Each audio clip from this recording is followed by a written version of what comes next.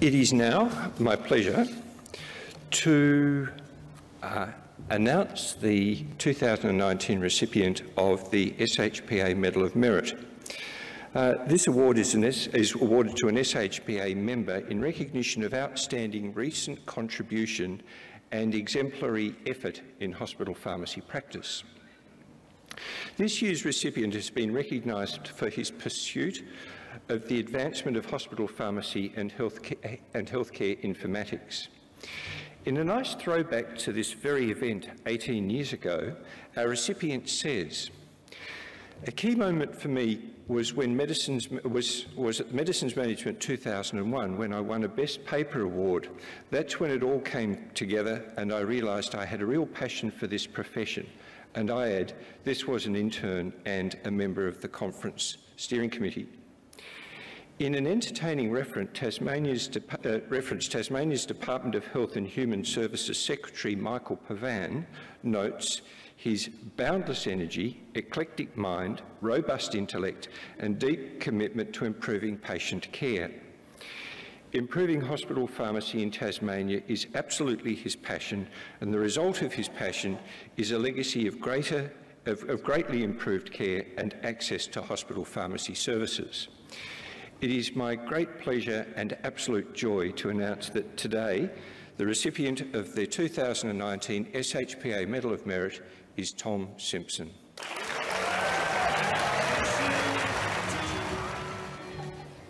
Peter did say he was going to bend down a little for the photograph. So thank you, Peter, and thank you to the Society for bestowing this great honour upon me. And thank you all for being here today.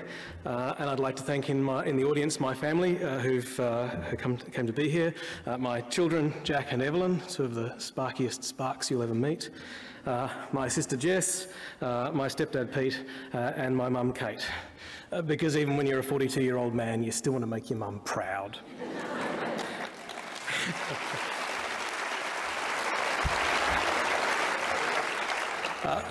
My team and I continually strive to provide Tasmanian hospital patients with the best pharmacy service and the highest level of medication safety as they might find anywhere in the country. And over the last several years we've been rolling out the Tasmanian Statewide Pharmacy Roadmap, a program of work that includes extending clinical services, SHPA ClinCat statewide, outpatient clinic roles, SHPA residency, pharmacy educators, a multidisciplinary safe medication practice unit, the expansion of our telepharmacy service into our rural hospitals, partnered charting, smart pumps and ward technicians. It's been fun. And I've been so lucky to assemble a team of people around me who've shared that objective and shared the drive to achieve it. And I could spend the next hour thanking all of those who've contributed, but I would like to acknowledge a few in particular who are here today. Camille Boland. Camille's contribution to clinical pharmacy in Tasmania, as well as nationally through the development of the national standard of practice, cannot be underestimated. Duncan McKenzie, our Deputy Conference Convener. Duncan is one of the most naturally gifted leaders and clinicians you can imagine, and Duncan has been integral to everything we've achieved. Duncan, I can't thank you enough.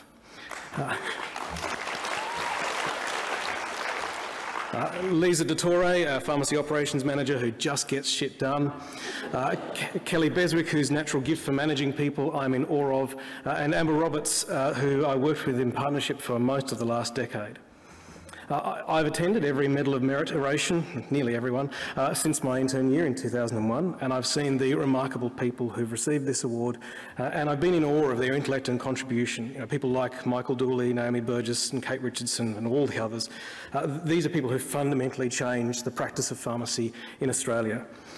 I don't think I can tell you anything, really, that those people can't tell you 10 times more eloquently. If you want to hear about the importance of extending pharmacy practice, listen to those guys. That's what I did. Their ideas have been the foundation of all the work that I've undertaken in Tasmania. What I hope I share with those previous recipients of this award is the inability to accept the status quo as being good enough. We have a passion for improvement and a conviction that medication safety and pharmacy practice are important and worthy of dedicating a career to. For me, it wasn't always this way. When I graduated from uni, I wondered what on earth I'd done. I had no interest in being a pharmacist, let alone any passion or conviction for the profession, or anything much at all, really. I was sitting in a hall like this at my first national conference, 2001. The idea back then that I would find myself as someone who would contribute to pharmacy practice, let alone receive the Medal of Merit, was unthinkable. Clearly, between then and now, something changed. So what I'd like to talk about today is the advice that I would give myself back then in 2001, that I wish I could have learnt more quickly and less painfully. Because it's probable that the 2036 Medal of Merit recipient is in the audience today, and damn it, I'm going to be the one who inspires them. So here are the 5 lessons for me when I was 18 years younger. Lesson 1 was to get involved. One of the single most transformative lessons that I've learned is the value of getting involved in something that's bigger than your individual practice. Getting involved in SHPA sweeps you along in this current of passion and innovation from across the country. And this was particularly spurred at that 2001 National Conference, which Peter convened and which I attended as an intern. I met Peter for the first time during the organising of that conference.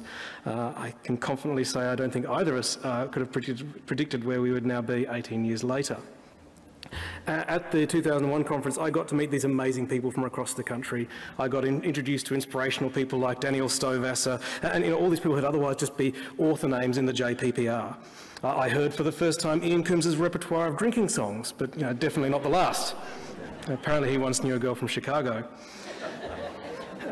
The Purple Pen podcast guys thankfully stole some of my wind, and which has saved you a lot of time in this speech. They've got this great selfie challenge, which I encourage absolutely everyone to participate in, because it is the best way to get the most out of conferences like this. As Peter alluded to, I won a Best Presented Paper prize that year, and for the first time in my pharmacy career, I had something I could be really proud of, and I also felt part of a wider community. After that conference, I really threw myself into not just my work, but into SHPA. I got elected to State Branch Committee the next year, and I've stayed there for all but 3 years since. I convened the next 2 State Branch Symposia, as well as the 2011 National Conference, along with Amber Roberts. So being involved in these things has given me a network of friends and colleagues, and regular exposure to new ideas, and it's given me the inspiration I've needed to continue advancing pharmacy in Tasmania. My second lesson for my 18-year younger self is to follow opportunity even if it takes you out of your comfort zone. Since I registered as a pharmacist, I've spent 2/3 of my career in pharmacy, but I've also weaved in and out. And it's the development opportunities in the other third that have kind of made my pharmacy career possible. I worked as an e-health pharmacist at the RHH for a couple of years, and I was approached then by the hospital's deputy CEO to take over as e-health director for the hospital. When you're tapped on the shoulder to do something bigger and better, you're meant to say yes, but I hadn't learned that lesson yet. The Deputy CEO, Andrew George Gamlin, was a man with a fierce reputation. He was feared. He was literally called the toe cutter. That's what they called him. And he was spoken of in these hushed tones as someone who could end your career. Even the doctors were afraid of him. So whilst it sounded like a great opportunity, it also sounded scary. I didn't think I could work with someone like that, so I made an appointment with him to tell him my answer, and I nerved myself up to tell him. He said, so you're going to do it? And I said, sorry, but answer's no. And he fixed me with a hard stare and said, well, why don't you think about that until you've made the right decision? And he was right, and it turned out to be a great opportunity. I took the role on, I got experiences I could have never otherwise had. And Andrew turned out to be a kind manager and a generous mentor. And I got to see all the moving parts of the hospital, from the kitchen through to the cath lab. I got to see pharmacy as an outsider, just like our colleagues and our executives see us. Later on in my career, I got the chance to work on hospital executive in a strategic planning role, and I got to be involved in things like the negotiations around ABF funding, planning for new facilities. One of the fun ones was the business case for Tasmania to have a PET scanner. CEO just came to me one day and said, do you reckon you could do a cabinet submission for a PET scanner? I keep asking the radiologists and they keep saying, we just need one. And I keep saying, that's not a business case. And they stare blankly back. So I said, yeah, sure, I'll give it a bash, which I did, and we got one. So these opportunities have all led to great experiences, and it's their intersection with pharmacy that I think has made me a better pharmacy leader and practitioner. My third lesson is that mentors make or break a career. I have been so lucky to have had the mentors that I've had. Without exception, they've been generous leaders who've actively wanted to share the knowledge that they've accumulated. I've already mentioned Andrew George Gamlin, from whom I learnt how the business of hospitals run. My first director of pharmacy was also someone who mentored me. I was lucky enough that they were willing to look past the brash, loudmouth oddball that I was back then. And see the promise and skill in me that was worth nurturing. I'd start the day by routinely walking to their office and just say, "So what are you doing today?" Now as a manager myself, I actually love it when early career pharmacists do the same. Now as a manager, I also reflect on the need to look past the occasional brash, irritating, arrogant pharmacy student or intern and see the other potential that lies beneath, even if they are a pain in the arse. I was also lucky enough to be mentored by Michael Pavan, who was CEO of the Royal Hobart Hospital and Secretary of Health for a number of years. Michael was an amazing man. He was personal friends with the inventors of medication safety, Lucian Leap and David Bates. Michael mentored me not just in how hospitals work, but in how to hold leadership positions in them whilst being a good person. He taught me that your staff can't care for patients if they don't feel cared for themselves. A few months ago, I shared on Facebook a list that I'd stolen from somewhere of 10 things that you can do to be good at your job that don't just come down to technical ability. And they were things like turning up on time, work ethic, attitude, doing extra, all the usual stuff. Michael Pavan, Secretary for Health, saw the post and added 3 things of his own: being kind, being courteous and civil, being respectful. His list was better than mine. So I've been so fortunate to have these people as mentors, and I'd like to absolutely commend the SHPA for the development of their mentor program. My 4th lesson is that it's not always easy or rewarding. I'd kind of tossed up whether to include this one or not. But there is a temptation when you're talking about your career to just talk about the highlights and to kind of trick others into thinking that it's continually rewarding, or that despite the challenge, the outcome's always worth it. But I want to be honest and say that's not always true. I've had more knockbacks than I've had pats on the back. Sometimes it gets you down, sometimes the work leads nowhere, sometimes good work is blocked because other people have more power, sometimes it's our own fault because the work isn't good enough. And not everyone we encounter will be kind and nurturing. There are bullies. I always thought a management position would kind of shield you somewhat from bullies, but it actually doubles the directions from which they can come, above and below. But you survive it all. Play some Xbox, find a bosom for a pillow, and keep on going. It's a personal motto. I had a really moving experience a few months ago. One of the clinical pharmacists from the team just popped into my office and said, "You don't seem your usual self today, is everything okay?" And as it happens, it was actually a pretty rubbish day, but I really appreciated that just someone from the team noticed. I think the best thing we can do is to look after yourself, look after your team, and build a team of people around you who will also look after you when things aren't going well. My 5th and final lesson that I'd like to talk about today is to build the best partnerships you can in life. There is great joy in working in a team of people who are smarter than you are. They bring new ideas and they improve your own. And I've already mentioned many of the people whom I'm lucky enough to work with. My team is comprised of people that I respect and look up to. I get to work with my best friends. Working in partnership is the only way to work well. One of the most fortunate partnerships also came about in 2001 when at the Royal Hobart I started sharing an office with Catherine Drake, who's a pharmacist there. We were working in different areas, but we had this great working relationship. And Catherine was this amazingly knowledgeable person, very driven and enjoyed putting her hands up for things that were complicated. She was heavily involved in SHPA, she was our federal counsellor for a number of years. And Catherine was kind of ambitious on my behalf. She could see I had skills I wasn't using and she pushed me on. This external ambition on my behalf was more of a driver than my own ambition at that point in my career.